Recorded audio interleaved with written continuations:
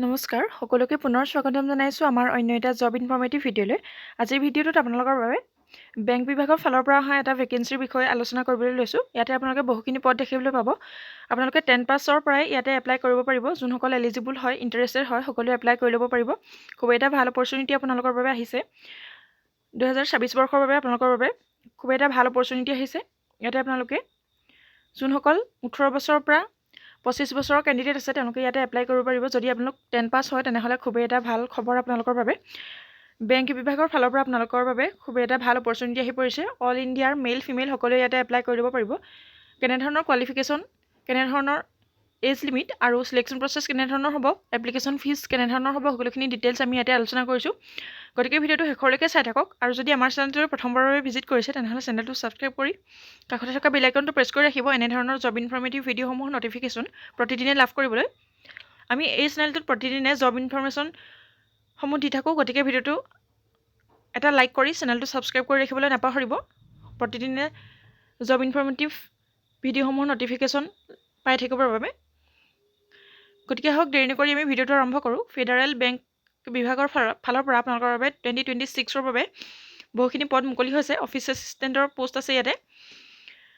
কেনেধৰণৰ কোৱালিফিকেশ্যন লাগিব, কেনেধৰণৰ এজ লিমিট লাগিব, সকলোখিনি আমি ডিটেইলছ তলত আলোচনা কৰিছোঁ। ভিডিঅ'টো শেষলৈকে চাই থাকক।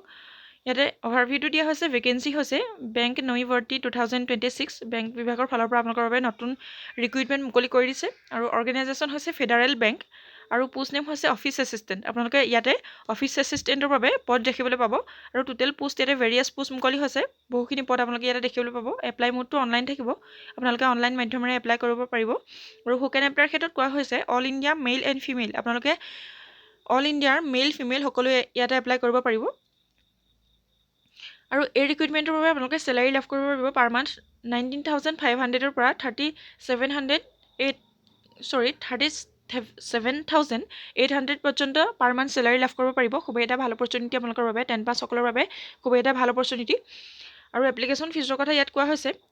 জেনেৰেল আৰু OBCৰ বাবে ইয়াতে 500 টকাকৈ এপ্লিকেশ্যন ফিজ ৰখা হৈছে। আৰু যিখিনি SC ST আৰু PWD কেণ্ডিডেট আছে তেওঁলোকৰ বাবে 100 টকাকৈ ইয়াতে এপ্লিকেশ্যন ফিজ আছে। আৰু আপোনালোকে এই পদসমূহৰ বাবে যদি এপ্লাই কৰিব বিচাৰে তেনেহ'লে ইয়াৰ অফিচিয়েল ৱেবছাইটটোত গৈ সকলোৱে এপ্লাই কৰি ল'ব পাৰিব। চিলেকশ্যন প্ৰচেছটো হৈছে written exam, interview and document verification. আপোনালোকৰ ৰিটেন এক্সাম হ'ব, তাৰপাছতে ইণ্টাৰভিউ হ'ব। আৰু ইণ্টাৰভিউৰ পাছতে আপোনালোকৰ ডকুমেণ্ট ভেৰিফিকেশ্যনৰ যোগেদি আপোনালোকৰ চিলেকশ্যন প্ৰচেছটো হ'ব। যোনসকল এলিজিবল আৰু ইণ্টাৰেষ্টেড হয় আপোনালোকে এপ্লাই কৰি এনেধৰণৰ চিলেকশ্যন প্ৰচেছেৰে আপোনালোকে চিলেক্ট হ'ব পাৰিব। আৰু এডুকেশ্যনেল কোৱালিফিকেশ্যনৰ কথা ইয়াত কোৱা হৈছে আপোনালোকে যদি 10 পাছ কৰিছে তেনেহ'লে ইয়াৰ বাবে এলিজিবল হ'ব। 10 পাছৰ পৰা আপোনালোকে মিনিমাম যদি 10 পাছ কৰিছে তেনেহ'লে এলিজিবল হ'ব। আপোনালোকে 10 পাছ কৰা সকলেই ইয়াতে এপ্লাই কৰিব পাৰিব।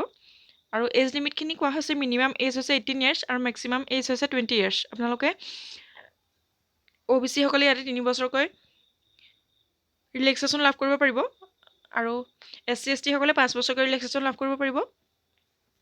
আৰু যিসকল PWD কেণ্ডিডেট আছে তেওঁলোকে 10 বছৰকৈ ইয়াতে ৰিলেক্সেশ্যন লাভ কৰিব পাৰিব। আৰু এই ৰিক্ৰুইটমেণ্টৰ বাবে এপ্লাই কৰিবৰ বাবে আপোনালোকৰ কিছুমান ডকুমেণ্টছৰ প্ৰয়োজন হ'ব। সেইখিনি ইয়াতে উল্লেখ কৰা হৈছে। Passport size photograph, signature, Aadhaar card, education certificate, caste certificate, age proof এনেধৰণৰ ডকুমেণ্টছ হ'লে আপোনালোকে ইয়াতে এলিজিবল হ'ব। ইণ্টাৰেষ্টেড সকলে ইয়াতে এপ্লাই কৰি ল'ব পাৰিব।